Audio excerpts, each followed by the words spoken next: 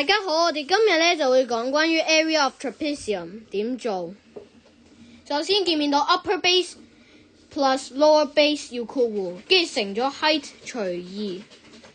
首先做俾大家睇下 ，upper base 係5啦 ，lower base 係8，即係括弧5加8乘個 height。個 height 點揾咧？就係、upper base 同埋 lower base 要有個直角 right angle， 即係4係個 height， 即係乘4，跟住記得除2啊。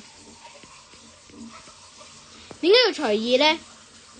因為 parallelogram 呢，斬開咗一半呢，就係一個 trapezium 啦。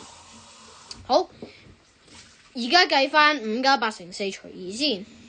5加8 13，跟住乘4再除2，52除2 26。跟住記得呢，唔係單止26就咁就完噶啦，記得係要有 meter square， 因為見唔見到米，好多人都寫咗 cm 係錯嘅。